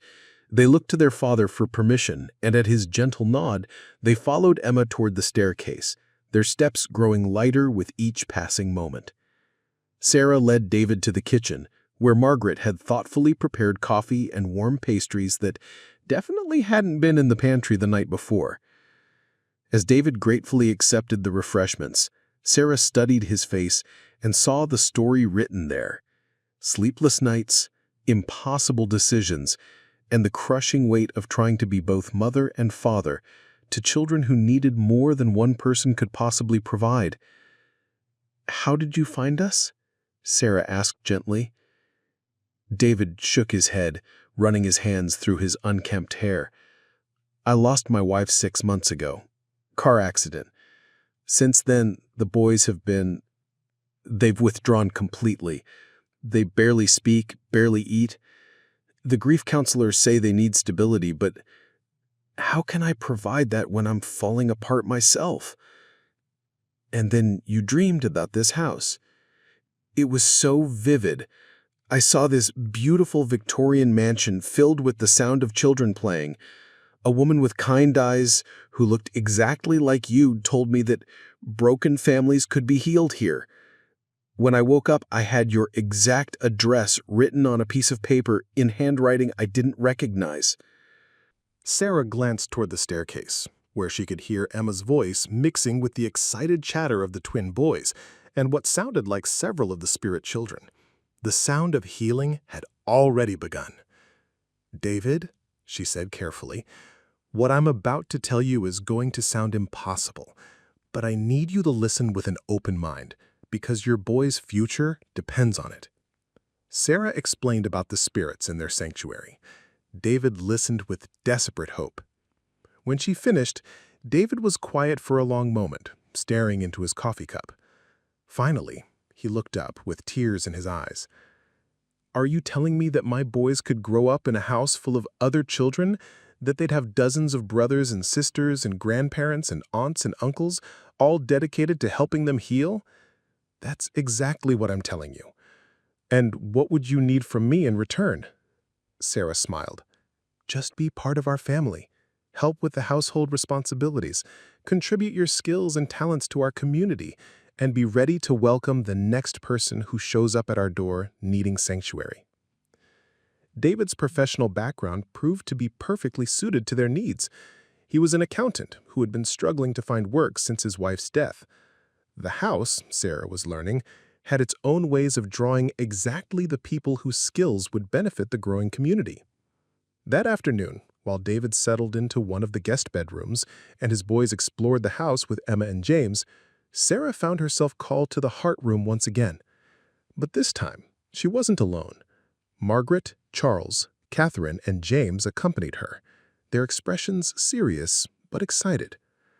"The house has something to show you," Margaret said as they descended to the hidden chamber. "Something it's never revealed to anyone before." The heart room had changed since Sarah's last visit. New alcoves had appeared along the walls, and in the center, the pedestal that had held the master key now displayed something that made Sarah's breath catch in her throat. It was a deed, not just any deed, but the original deed to the Blackwood Estate, written in flowing script and sealed with wax that still looked fresh despite being over a century old. But as Sarah approached and began to read the document, she realized it was far more than a simple property deed.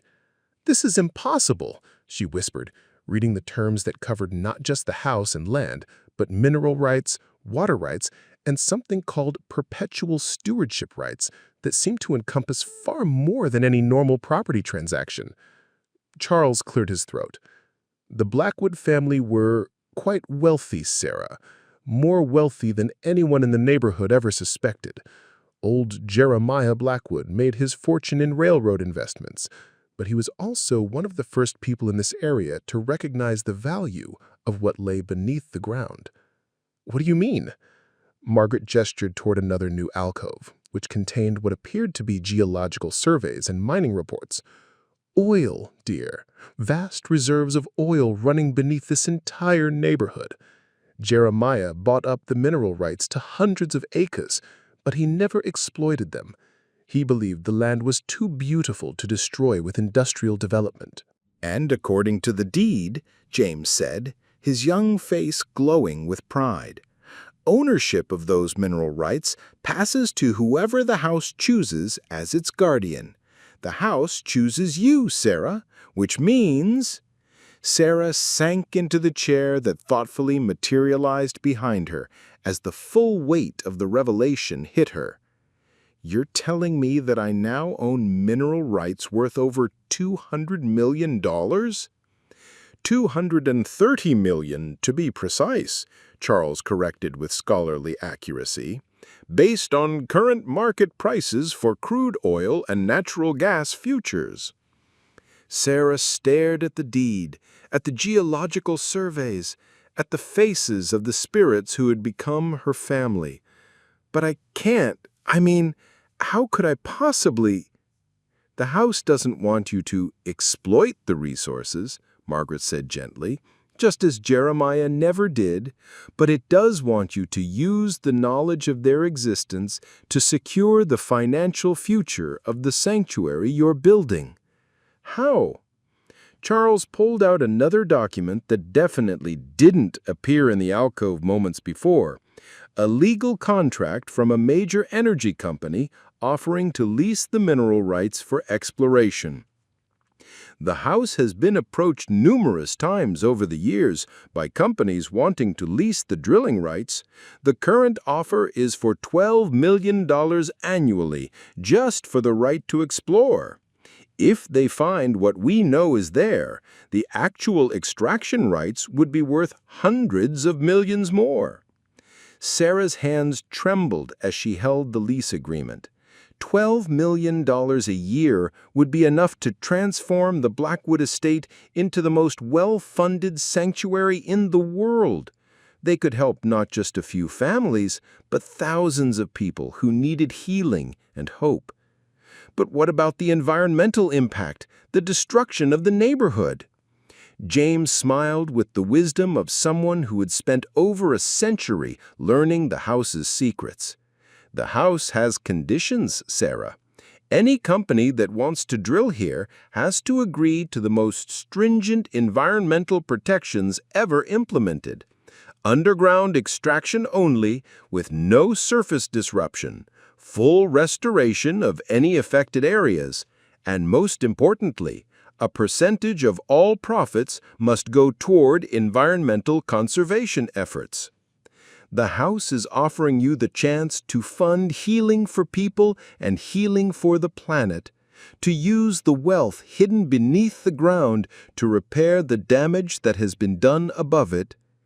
As Sarah absorbed this information, she heard footsteps on the stairs behind them. David appeared in the doorway to the heart room, his eyes wide open with wonder as he took in the impossible space. "Emma said I could find you down here. The boys are asking about dinner, and I thought, are you all right? You look like you've seen a ghost." The assembled spirits burst into laughter at the unintentional pun, and Sarah couldn't help but join them. "David, how do you feel about managing a $230 million trust fund?" Over the next few days, as David worked with the spirits to understand the full scope of the house's hidden wealth, more guests began arriving. Mrs. Eleanor Vasquez, a retired teacher whose children lived across the country and who had been facing her final years in lonely isolation. Marcus and Jade Williams, teenagers aging out of foster care with nowhere to go and no family to support them. Dr. Patricia Hoffman, a psychiatrist who had lost her practice after suffering a nervous breakdown, but whose expertise in trauma therapy was exactly what their growing community needed. The most surprising arrival came exactly 1 week after David and his twins had joined them. Sarah answered the door to find Janet Holloway standing on the porch, suitcases in hand and tears streaming down her face. "I couldn't stop thinking about this place," Janet said. "About you and Emma, about the impossible things I saw here. I've been a real estate agent for 20 years, Sarah, and I've never encountered anything like this house. I tried to go back to my normal life, but everywhere I went, I kept thinking about the magic I witnessed here." "So you decided to move in?" Janet laughed through her tears. "I decided to stop running from the most beautiful thing I've ever experienced. My daughter is grown, my marriage ended years ago, and I've been going through the motions of living instead of actually living. This house, it made me feel alive again." Janet's professional skills proved invaluable as they worked to establish the legal framework for their sanctuary. She helped Sarah navigate the complex paperwork required to create a charitable foundation, worked with David to set up the financial structures needed to manage their newfound wealth, and used her connections in the real estate world to quietly acquire neighboring properties that the house indicated would be needed for future expansion. But it was the arrival of their final resident that truly completed the transformation of the Blackwood Estate into something unprecedented in human history. Sarah was in the garden with Emma and the spirit children, teaching them about sustainable agriculture while they planted vegetables that would feed their growing community, when she heard the sound of a car pulling into the driveway. She looked up to see a taxi discharging an elderly man who moved with the careful dignity of someone who had lived a full life and accumulated the wisdom that comes with decades of experience. The man paid the taxi driver, gathered a single small suitcase, and walked toward the house with the steady gait of someone who knew exactly where he belonged. As he drew closer, Sarah felt a jolt of recognition, though she was certain she had never seen him before. "Professor Williams," Margaret's voice whispered in Sarah's ear, though the spirit was invisible in the bright afternoon sunlight. "James's great-nephew, the last living relative of the Blackwood family." Sarah hurried to greet the elderly man, extending her hand in welcome. "You must be Professor Williams. I'm Sarah Martinez." The man's eyes twinkled with intelligence and warmth as he accepted her handshake. "Please, call me Henry. And yes, I have been having the most extraordinary dreams about this place.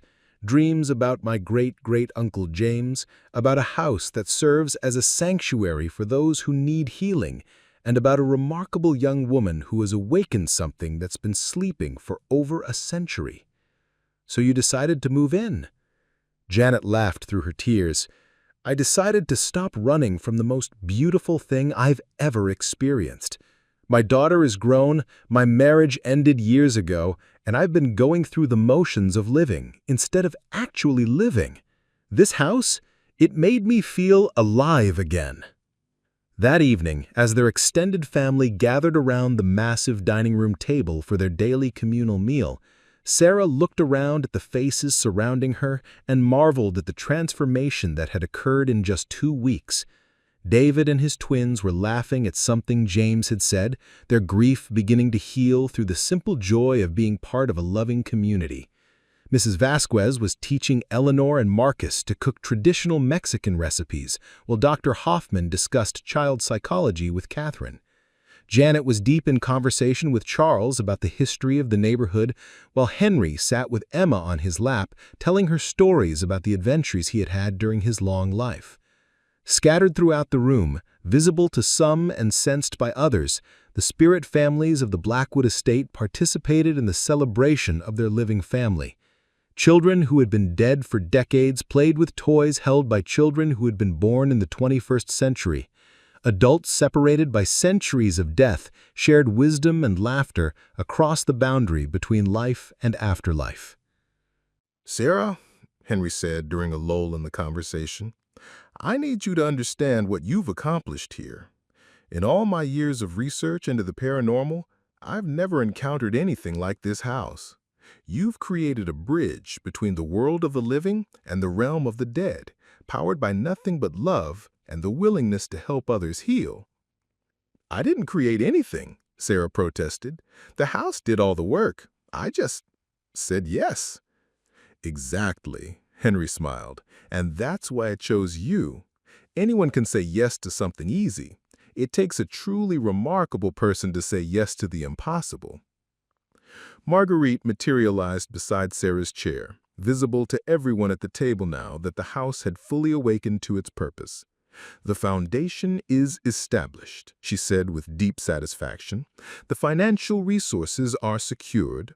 The legal framework is in place. And most importantly, the family is complete." "Complete?" Sarah asked. "But surely there will be others who need sanctuary." "Oh yes," Marguerite assured her, "many others. But the core family, the group that will serve as the foundation for all future healing work, is now in place. From this point forward, the Blackwood Estate will be able to help hundreds, perhaps thousands of people find their way back to wholeness. As if summoned by Marguerite's words, the house itself seemed to pulse with contentment. The lights grew warmer, the air filled with the scent of blooming flowers, and a gentle music that seemed to come from the walls themselves began to play. Emma stood up on her chair and raised her small glass of apple juice in a toast. "To our house," she declared, with the solemnity of a child making an important pronouncement. "The best house in the world, where everyone gets to be part of a family." The toast was echoed around the table by voices both living and dead, and Sarah felt a completion so profound it brought tears to her eyes. Just weeks ago, she had been a desperate single mother facing eviction and financial ruin. Now she was the guardian of a sanctuary that defied every law of reality, the keeper of a fortune that would fund healing work for generations to come, and the mother figure to a family that spanned multiple centuries and the boundary between life and death. But more than any of that, she was happy. Genuinely, completely, radiantly happy in a way she had never thought possible. As the evening wound down and their family began to scatter to their respective rooms, Henry caught Sarah's arm gently. "There's one more thing you need to know," he said quietly, "about the true value of what you've been given." Sarah raised an eyebrow. "More valuable than $230 million in mineral rights?" Henry's smile was mysterious. "Much more valuable. Sarah, this house doesn't just bridge the gap between the living and the dead. It proves that love is the fundamental force of the universe, stronger than death, more powerful than time itself. You've created something that will change how humanity understands the very nature of existence." "That sounds like a lot of responsibility." "It is, but you won't carry it alone. You have a family now, Sarah. A family that includes not just the living people around this table, but every soul who has ever found peace within these walls.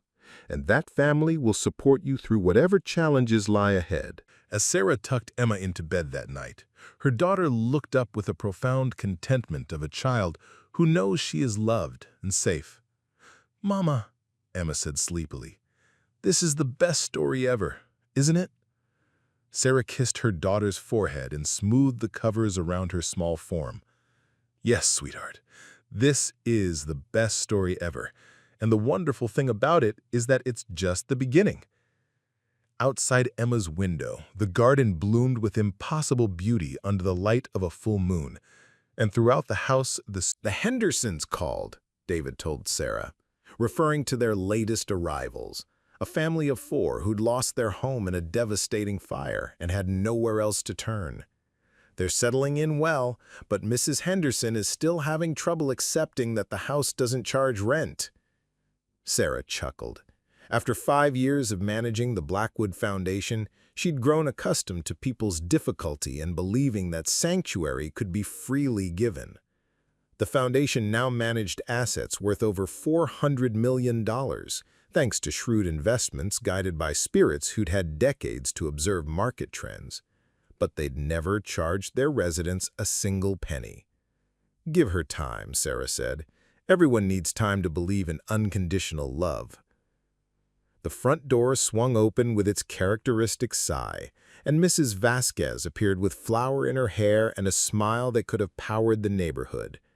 Now in her 70s, but more energetic than many people half her age, she'd become the unofficial grandmother to every child who entered their doors. "Sarah, dear," she called out, "the kitchen volunteers are asking about tonight's menu. Should we prepare for 50 or 60? Sarah did a quick mental count of their current residents, plus the spirits who would materialize for the celebration. The house currently sheltered 37 living souls, from baby Sophia to Henry, who at 92 remained sharp as a tack and served as the foundation's official historian. Add in the dozens of Blackwood spirits who participated in daily life, and their dinner parties had become legendary affairs. Better prepare for 70, Sarah replied. You know how the spirit children love a party, and Margaret mentioned that some of the newer spirits might be ready to join us tonight. One of the ongoing miracles of their household was the continued arrival of new spirits. Not lost or tormented souls, but gentle presences drawn to the house by its reputation in the supernatural community as a place of healing and peace. They came seeking the same thing the living residents sought: a family, a purpose, and a place where they could contribute to something greater than themselves.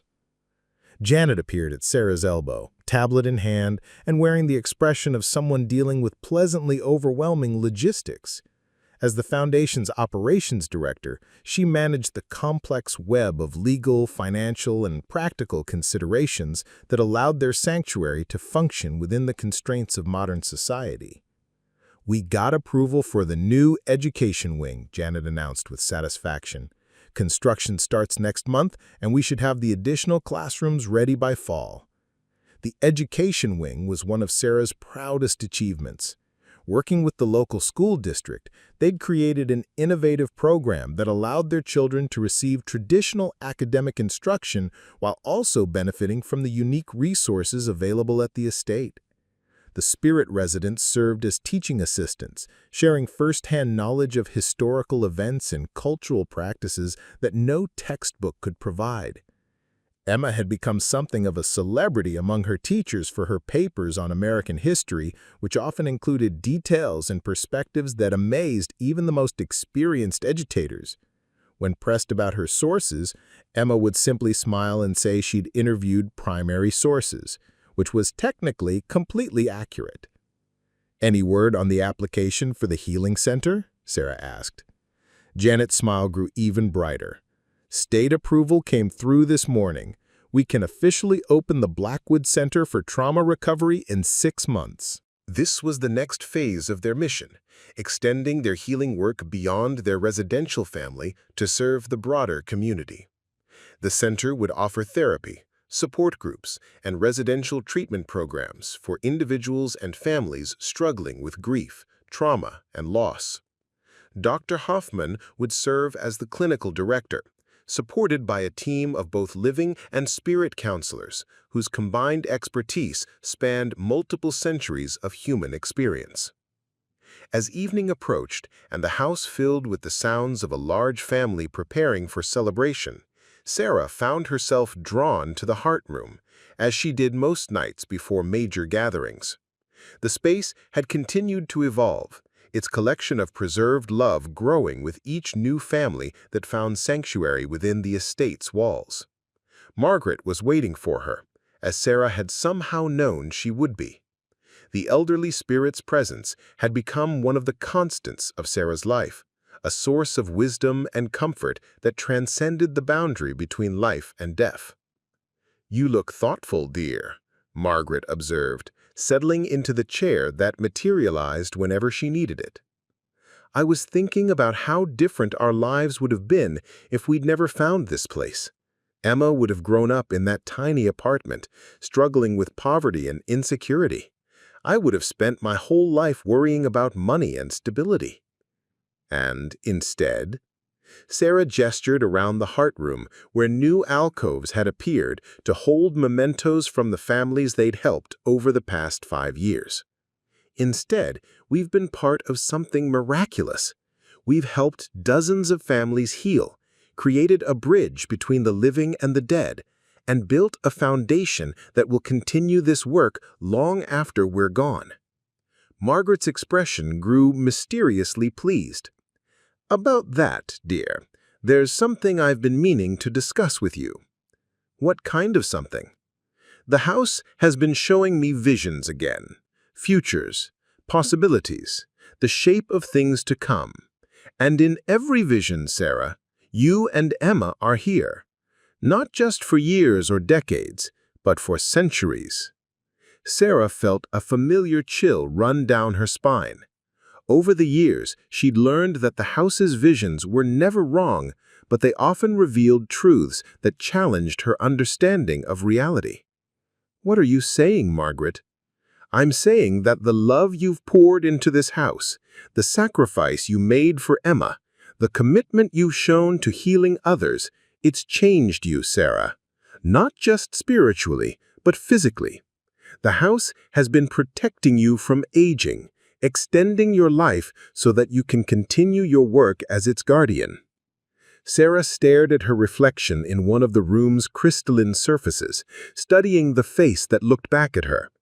It was true that she didn't look much different than she had 5 years ago, but she'd attributed that to happiness and reduced stress rather than supernatural intervention. How is that possible? Love, dear. The same force that powers everything else in this house. When someone becomes truly integral to the house's purpose, when their continued presence is essential to the healing work being done here, the house finds ways to ensure that presence continues. Before Sarah could fully process this revelation, footsteps on the stairs announced the arrival of Emma and several of the other teenagers. Emma's face was flushed with excitement, and she carried a wrapped package that pulsed with the same golden light Sarah had learned to associate with the house's most precious gifts. "Mom, Emma and the other spirit children made something for you for tonight's celebration."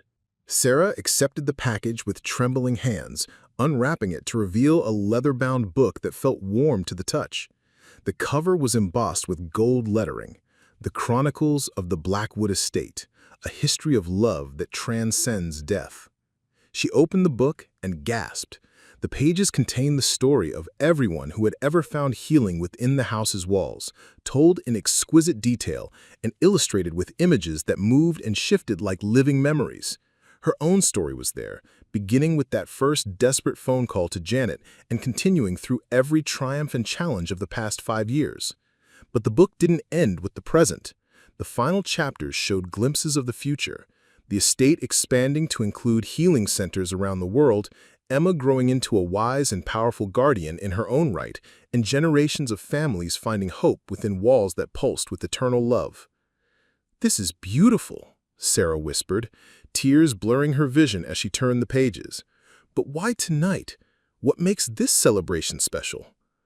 Emma exchanged glances with the other teenagers, all of them wearing expressions of barely contained excitement. "Because tonight is the 5-year anniversary of the night you saved me from Thomas Whitmore," Emma said.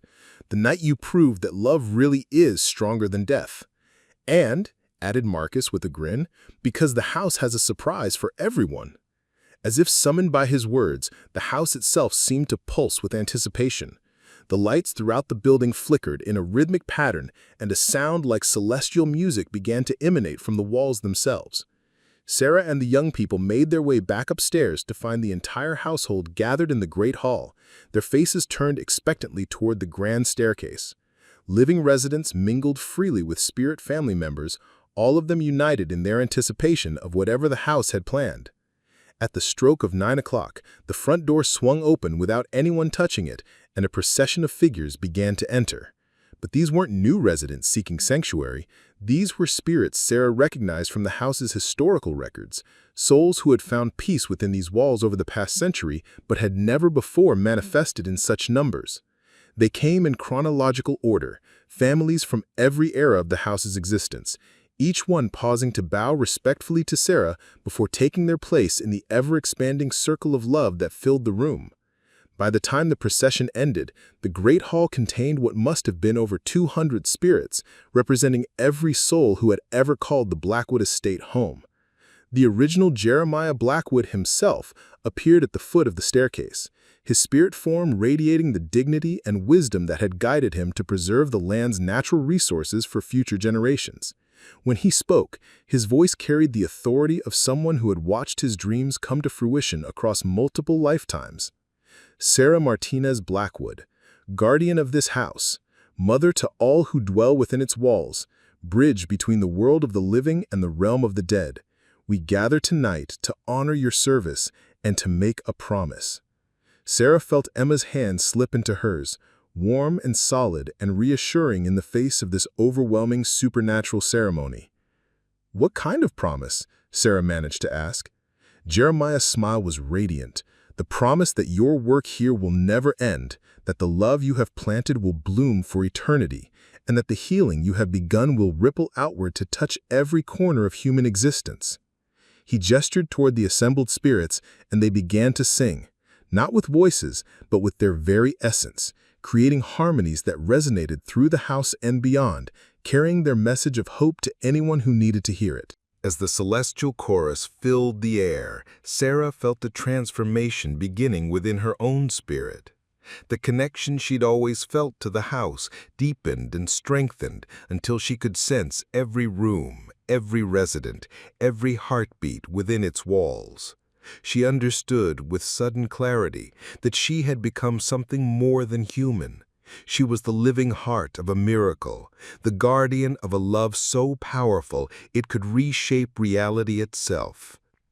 Emma squeezed her hand, and when Sarah looked down at her daughter, she saw her own transformation reflected in the girl's eyes.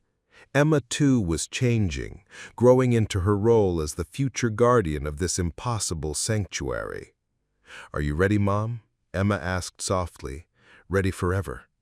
Sarah looked around the great hall, at the faces both living and dead that made up her family, at the house that had become more than a home, at the future spreading out before them like an infinite horizon of possibility. "Yes," she said, her voice carrying the certainty of someone who had finally found her true purpose. "I'm ready forever."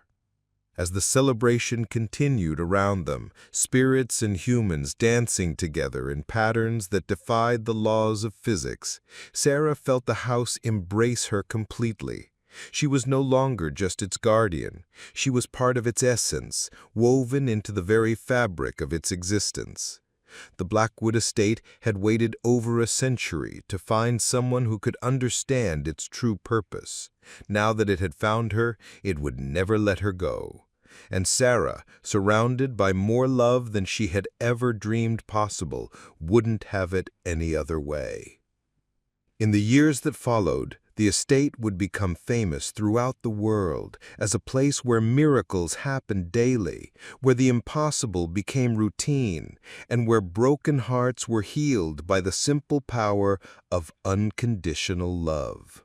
But at the center of it all would be Sarah and Emma, the guardians of a house that proved love really was the most powerful force in the universe, stronger than death, more lasting than time, and capable of transforming even the most ordinary lives into something extraordinary.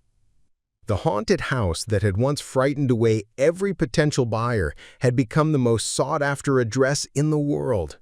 Not because of its monetary value, though the mineral rights continued to fund healing centers across the globe, but because it offered something infinitely more precious: the promise that no one who entered its doors would ever truly be alone again.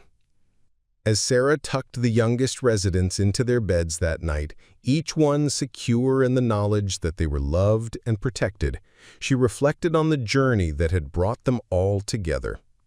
What had started as a desperate search for affordable housing had become the foundation for a new understanding of what family could mean, what home could provide, and what miracles were possible when people opened their hearts to love in all its forms. The house settled around them with its characteristic sigh of contentment, and in the gentle sounds of a family at peace, Sarah heard the echo of a promise that would resonate through eternity.